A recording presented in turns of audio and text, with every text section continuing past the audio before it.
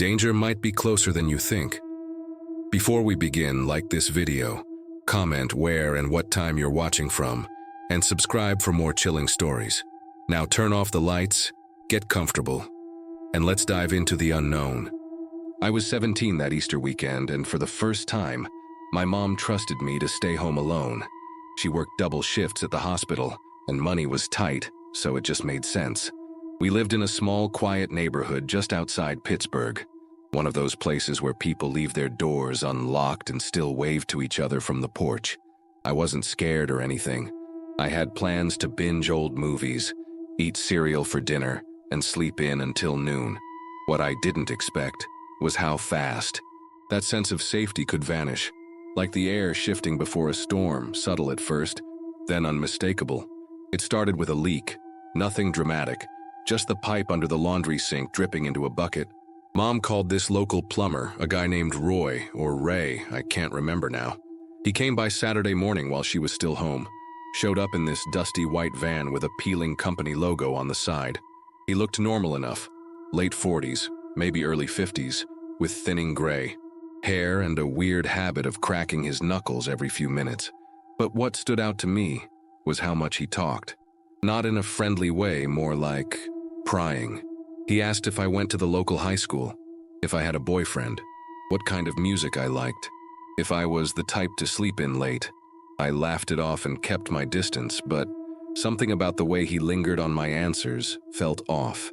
He finished up the job around noon, or at least that's what he said. I didn't check. Why? Would I? He said he'd send the invoice to my mom's email, gave me this awkward smile and left, or so I thought. That night, around 2 a.m., I woke up thirsty and went to the kitchen. The hallway light was on. I was sure I'd turned it off earlier. Then I noticed the kitchen drawer was open, the one with the takeout menus and scissors. I didn't think much of it at the time, told myself I must have been tired and forgetful. But looking back, that was probably the first moment I should have trusted my, gut. Easter morning, I woke up early because of this weird feeling, like someone was watching me, but the house was dead quiet. I walked around just to ease my nerves, and that's when I saw them. Muddy footprints starting near the basement door and stopping right outside the guest bedroom. They weren't fresh, but they weren't old either. I followed them, heart pounding so hard I could feel it in my ears. Inside the guest room, everything looked normal, except the closet door. It was closed, but not all the way. I stood there frozen, staring at that thin sliver of darkness between the door and the frame. I don't know how long I stood there. My brain was stuck between fight or flight, but my body wouldn't do either. Eventually, I grabbed my phone from my pocket, pretending to scroll through something while quietly tapping the emergency number, just in case. I reached out and nudged the closet door open with my foot, slow and careful like in those dumb horror movies where you always yell. The screen. Inside, there were hangers, some old winter coats, and, God, I get chills even typing this, an open bottle of water and a crumpled candy wrapper on the floor. Not mine. That's when I noticed the smell too. Sweat. Old and sour, like someone had been cooped up in there for hours, or days. I ran out of that room so fast I nearly tripped on the hallway rug. I locked myself in my bedroom, pushed my dresser against the door, and just sat there shaking. I wanted to call the cops. I really did, but I kept second-guessing myself. What if I was wrong? What if I sounded crazy? My mom was working a 12-hour shift and I didn't want to freak her out for no reason. So I just stayed there, clutching my phone and listening for any kind of noise. Every creak in the house felt like a warning. Every shadow looked like someone crouching, waiting. I didn't sleep at all that night. The next morning I waited until the sun was fully up. I forced myself to go downstairs with a kitchen knife tucked in my hoodie pocket. I went straight to the basement, heart in my throat. It was dark, even with the light on. The place smelled damp and metallic, like old tools and rust. But what made me freeze was the sleeping bag tucked behind the water heater. And next to it, a paper bag filled with empty granola bar wrappers, a small flashlight, and my old hoodie, the one I hadn't seen in over a week. It had definitely been worn. That's when it hit me. Someone had been living in our house. Not for a night, for days. While I slept, while I showered, I bolted upstairs and finally called the police. They took it seriously, thankfully. When the officers searched the house, they found scratch marks on the inside of the basement window, like someone had forced their way in. No signs of forced entry through the main doors, though. Nothing was stolen, just lived in. The scariest part? One of the cops pulled me aside and asked if we'd recently had any workers over. I told him about the plumber, and he nodded slowly, like something clicked. Turns out there was no plumber registered under that name in our area. The number my mom had used? It's connected. The van? Untraceable. It was like he never existed. After that, I couldn't stay in the house alone anymore. My mom was in total disbelief at first.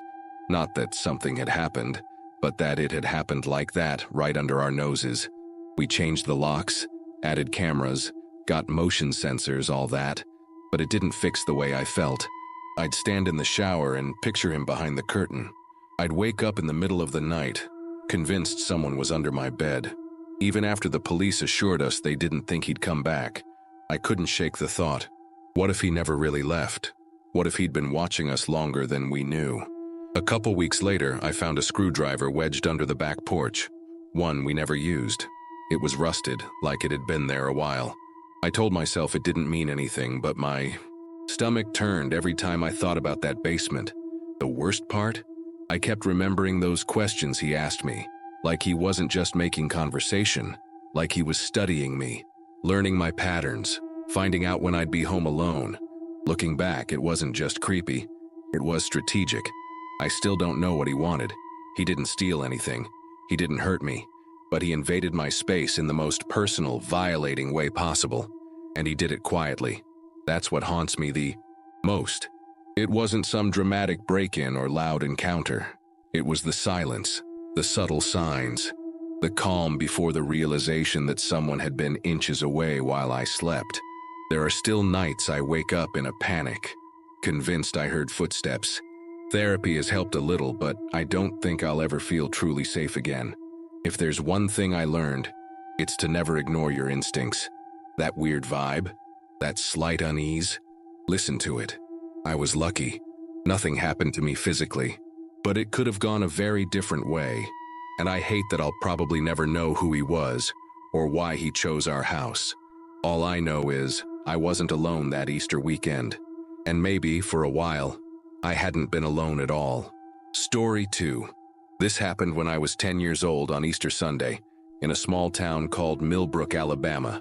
I still remember the weather that day. One of those warm spring mornings where the sun feels good on your skin and everything smells like fresh grass. My dad had fallen asleep on the couch after breakfast, and my mom was working a shift at the diner. We lived in a quiet neighborhood where everybody knew each other, and the corner gas station was just a 5-minute walk.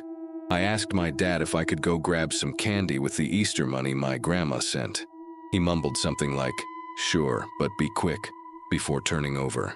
I slipped on my sneakers and headed out with $2 in my pocket, feeling grown up and free. The first 2 blocks were normal. Past the Jenkins house where their dogs always barked, then the cracked sidewalk where my bike tire got stuck once. But then, I noticed the white sedan. It was parked just ahead on the opposite side of the street, engine idling, windows rolled down. At first, I didn't think anything of it. People parked on that street all the time. But when I got closer, I realized the guy inside was staring right at me. He had sunglasses on, but I could feel it. That heavy kind of stare that makes the back of your neck itch. I sped up a little, trying to act casual. As I walked past the car, he leaned out the window and said, "Hey buddy, happy Easter." He smiled wide, too wide, and held up this big, colorful basket. It looked like something out of a cartoon, stuffed with plastic eggs, candy, even a chocolate bunny still wrapped in gold foil. "You want one?" he asked. "You can pick whichever you like." I didn't answer. Something about his voice made my stomach twist. Too sweet, too rehearsed. I kept walking, and that's when I heard the door unlock. That sharp click sound. He didn't get out, but I heard it. I got to the gas station and stayed inside longer than I needed to. I remember pretending to browse the chips while sneaking glances out the window. The white sedan was still there, parked at the edge of the lot. He didn't get out, just waited. When I finally walked out, I thought maybe he'd gone. But no. He started driving slowly beside me, like matching my pace. He didn't say anything this time, just drove. I kept my eyes straight ahead, heart pounding, trying not to cry. I don't think I've ever been that scared before in my life. About halfway home, I turned the corner onto our street, and that's when I saw her. Mrs. Dillard, our next-door neighbor. She was outside watering her plants, still in her church dress and big sun hat. The second I saw her, I ran. I didn't care if I looked stupid. I sprinted down the sidewalk like my life depended on it. I didn't even look. Back until I reached our yard. That's when I noticed the white sedan was gone. Just vanished. No screeching tires, no engine sound, nothing. Mrs. Dillard looked confused and asked if I was okay, and all I could say was that I tripped. I don't know why I lied. Maybe I didn't want to make a big deal out of something I couldn't fully understand. I told my dad a little bit later after dinner. I didn't mention everything, just that a weird guy tried to give me candy from his car. My dad went pale, then furious. He grabbed his keys and drove around the neighborhood for almost an hour, but of course he didn't find anything. We called the police the next day, but they said there wasn't much they could do. I hadn't gotten a license plate. I didn't even know what kind of car it really was. Just that it was white, maybe a sedan, and that it felt wrong. They told my dad to keep an eye out and left it at that. For weeks after that, I had nightmares about that Easter basket. Not the man. The basket. I'd dream it was on our porch or inside my room, just sitting there, waiting. Sometimes I'd wake up convinced I heard the click of a car door unlocking outside my window. I even stopped going to the gas station alone for a while. And every time I saw a white car, my chest tightened. It's wild how something that small, a smile, a basket, a sentence, can flip your whole idea of safety upside down. I never looked at our neighborhood the same way again. My parents took it seriously. After that, my dad started walking me to the store even for short trips, and Mrs. Dillard always kept an eye on me when I played outside. We never saw the man again. No one ever reported anything similar, but I always wondered, was I the first kid he tried this on? Or just the only one who got away? Years later, I brought it up again during a conversation with my mom. I was maybe 17 at the time, about to graduate, and it just kind of came out while we were talking about childhood memories. She went quiet for a long time after I finished retelling it. Then she told me something that made my skin crawl. That same year, just a few weeks after Easter, there was a missing kid case in a town not too far from us. A boy around my age who had last been seen walking home from a convenience store. The description of the car mentioned in the investigation, a white sedan. They never found the boy, and no one was ever arrested. I don't know if it was the same man. Maybe it wasn't. Maybe it's just my brain trying to make connections to explain something terrifying. But I think about it every Easter now. I think about how close I might have been to becoming another unsolved case on a bulletin board. And I think about how lucky I was that someone just happened to be outside watering their plants at the right moment. A second longer, a different route home. And who knows? I never saw that man again. He didn't return. Didn't try anything else as far as I know. Maybe he got scared off. Maybe he moved on. I don't know. But I've carried that day with me ever since. I still get a weird feeling anytime someone offers me something out of a car window. I always double-check behind me when I walk alone. And I always tell someone where I'm going, even for quick errands. If there's one thing I've taken from it all, it's this. Don't let the quietness of a place fool you. Bad things don't wait for the dark, or for scary music, or for obvious danger. Sometimes they show up in broad daylight in friendly voices with candy and a smile.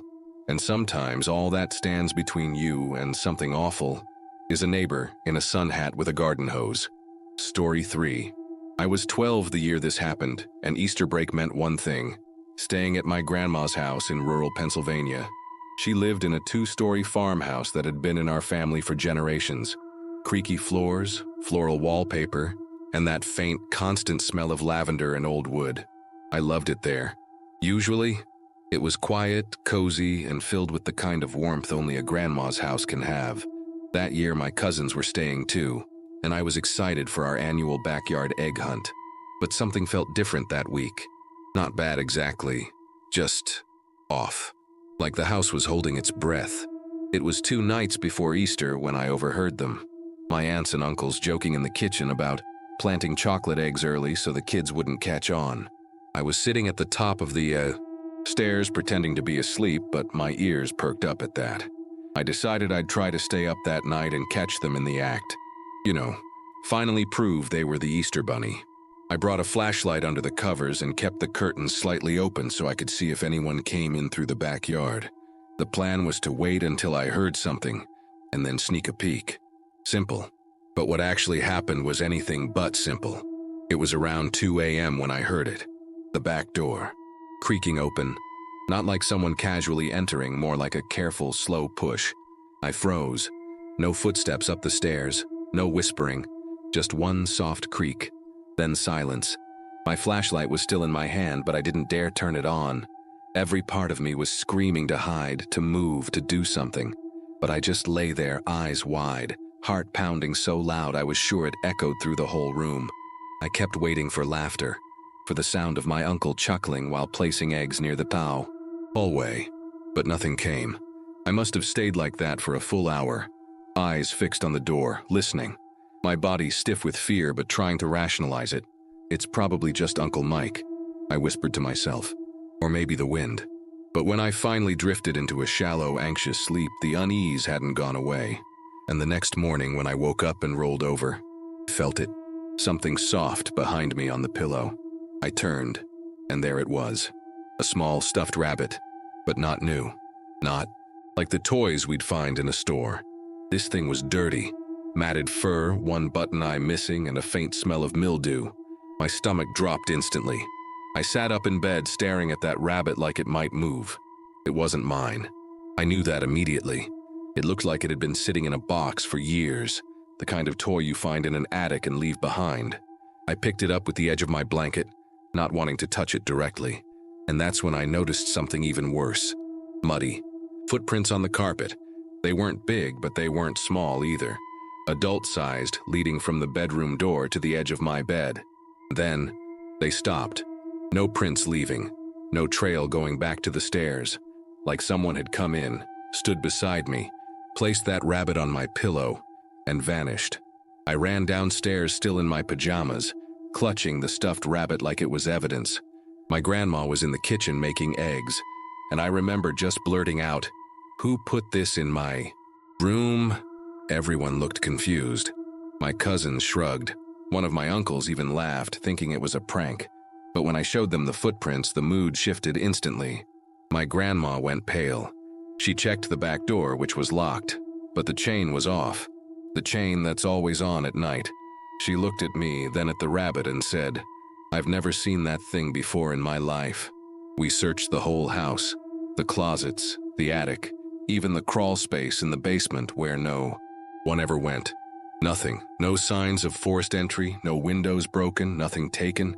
But no one could explain the footprints, or how someone got in without waking the dogs, or why they'd leave that specific toy. Later that day, my cousin David told me something in secret.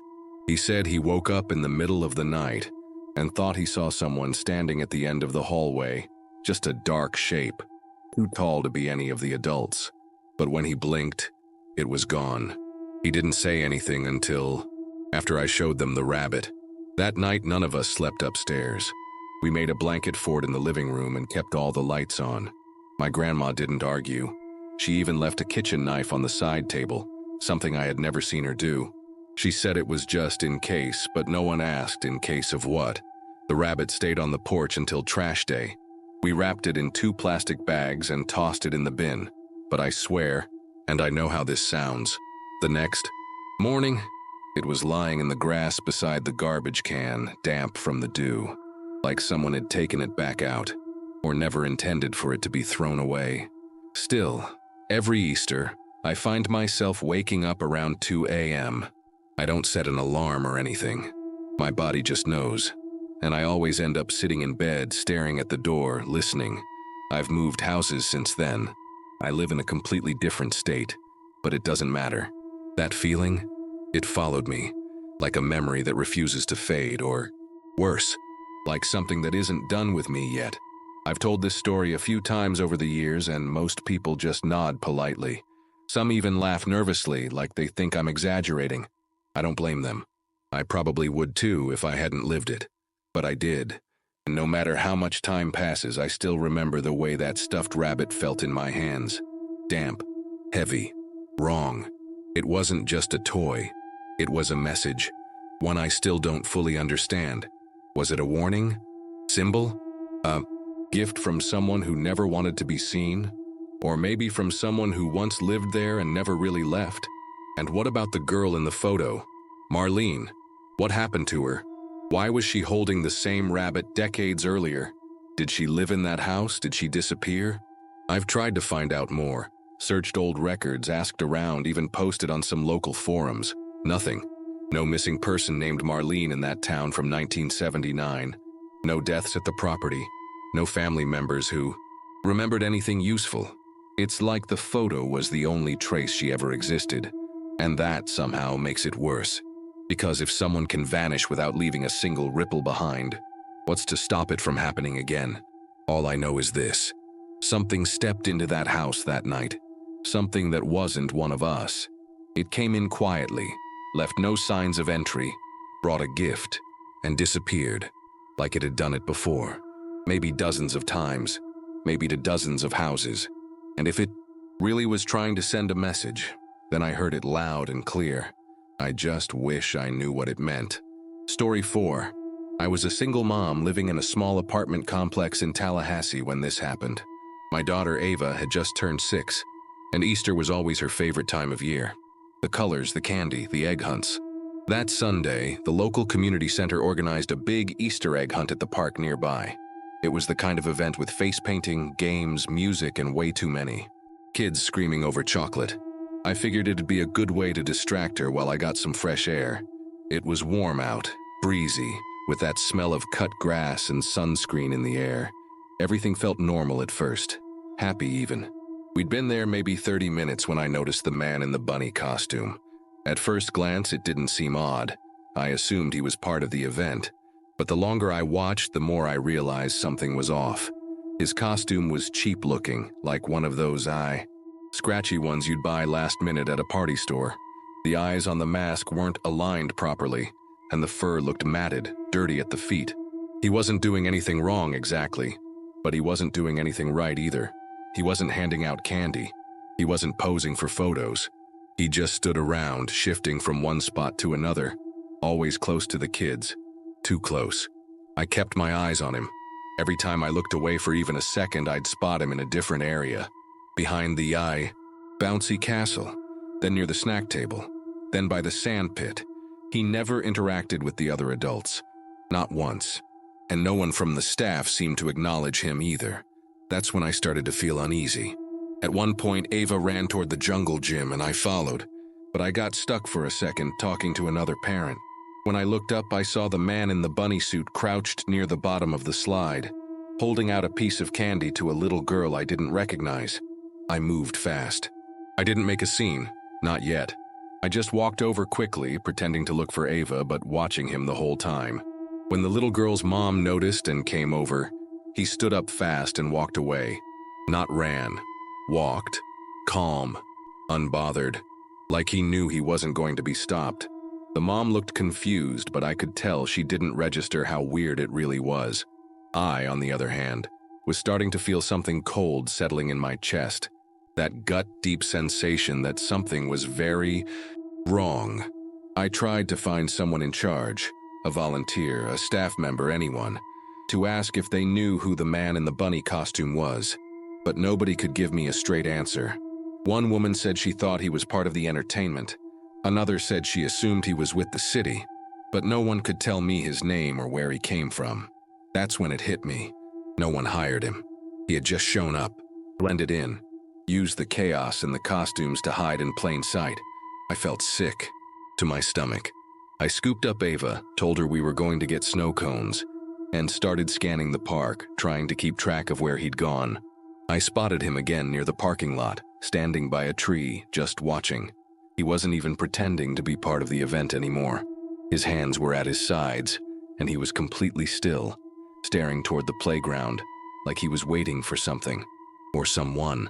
I pulled out my phone to snap a picture, But the moment I raised it, he turned and walked away, disappearing behind a row of parked cars. I followed, not too close, just enough to see where he'd gone. But when I got to the lot, he was gone. No sign of him. No car pulling out. Just gone. I reported it to one of the staff members, and they immediately called the police. They took it seriously, thankfully, especially when I explained that he'd been approaching children without identifying himself, and no one could confirm his presence.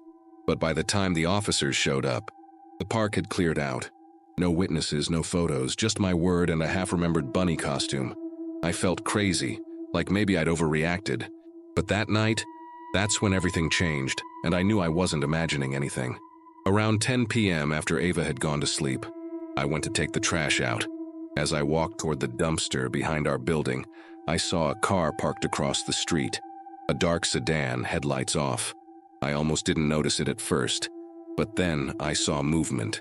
Someone sitting in the driver's seat. I couldn't see their face, but I could see the outline of something white on the passenger seat. At first, I thought it was just a blanket, but as I looked closer, I saw it. A rabbit mask. The same one. Tilted slightly like it was watching the building. Watching us. I didn't move for what felt like a full minute. Just stood there holding a bag of trash, staring across the street, heart thudding so loud I could barely hear anything else. Then, as if sensing me, the figure in the car turned its head slightly in my direction. I dropped the trash and bolted back inside, locked every door, pulled the curtains, turned off the lights, and sat in the dark, watching from the crack between the blinds. The car stayed there for maybe 5 more minutes, and then it pulled away, slow, almost deliberate, like it wanted me to see it leaving. I called the police again. This time they came straight to my apartment. I gave them everything I remembered. The costume, the candy, the car. They took a statement, promised to patrol the area more closely, but I could tell they didn't have much to go on. No plates, no photo, no crime technically committed, just a string of deeply uncomfortable behavior that added up to a feeling I couldn't shake. They told me to keep my doors locked, call again if anything else happened, and try to get some rest, as if I could. For weeks, I barely slept. Ava didn't notice much, thank God, but I started driving her to school, to the store, even to her friend's house 2 blocks away. I never saw that car again, never saw that costume. Eventually, things went back to normal, or something close to it, but I still check our windows every night. I still look twice when I see someone in a costume, because now I know it's not always someone hired by the city or a parent volunteering for fun. Sometimes it's just a stranger looking for a reason to be near your child, and sometimes they don't go away just because the event ends. Story 5. I was 14 the Easter this happened, and I remember it so vividly because it was the last time I ever ate anything at a family gathering without asking 10 different questions first. I've had a severe nut allergy since I was a toddler, like EpiPen in the purse, ER visit, throat closing kind of allergy. Everyone in my family knew about it. Every single person. So, when we had our usual Easter lunch at my aunt's house, I didn't think twice about sitting at the kids' table, laughing, eating what I thought was safe. I'd already skipped the chocolate cake. I knew that one had nuts. I'd been told. But the other dessert, a light-looking lemon bar thing, seemed harmless. My cousin Jake said it was fine, so I believed him. Jake was 11. Always kind of a troublemaker, always pushing things a little too far, but never in a way anyone took seriously. He once put hot sauce in our cousin's juice box just to see her cry, and everyone just laughed. Boys will be boys, right? So when he handed me the lemon bar and said, "It's totally safe," I asked. I didn't even hesitate.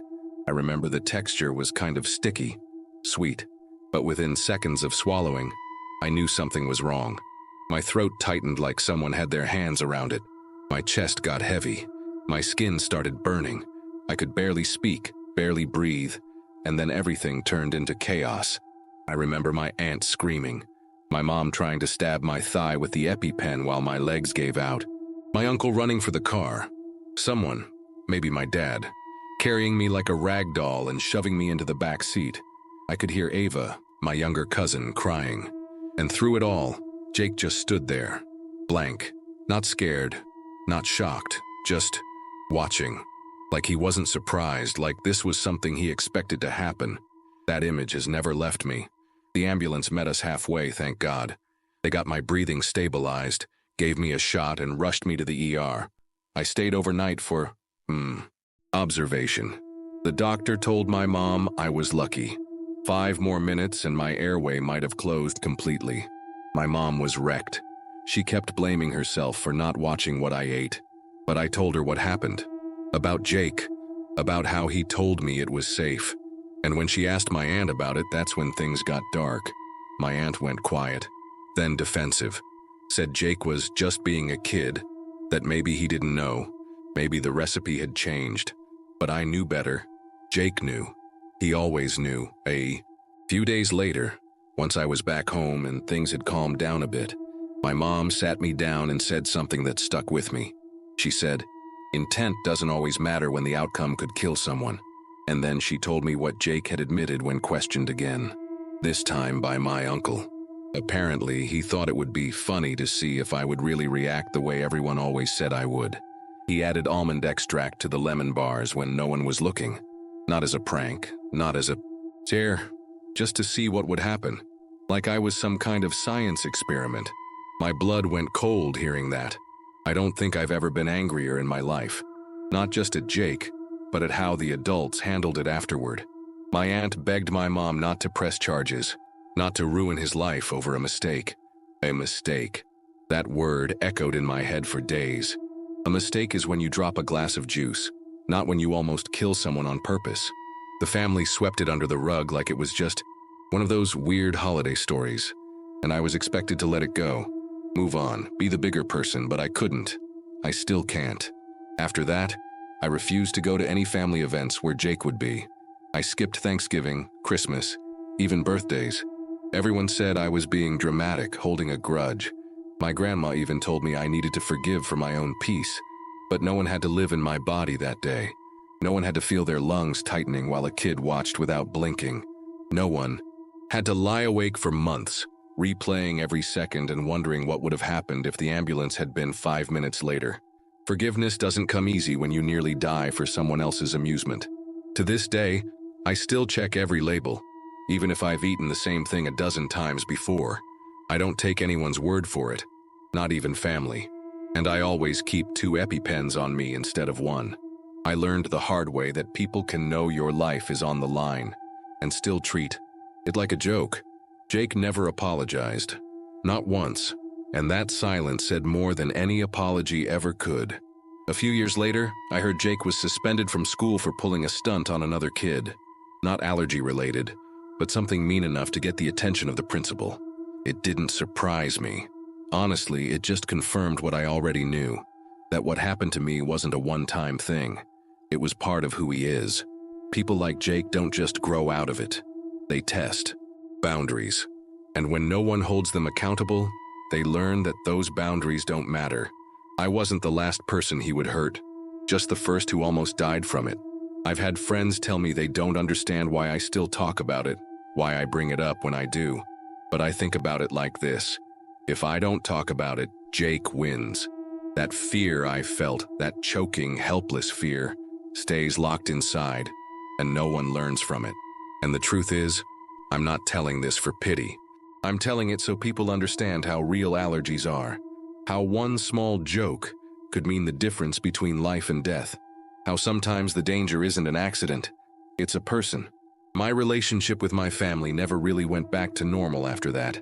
I'm polite at a distance, I send cards, I text on birthdays, but I don't eat their food, I don't go to their houses, and I definitely don't leave my safety in anyone else's hands. That version of me, the girl who trusted everyone. Because family would never hurt you. She doesn't exist anymore. She vanished that Easter Sunday between a bite of dessert and a ride to the ER. And honestly, good riddance.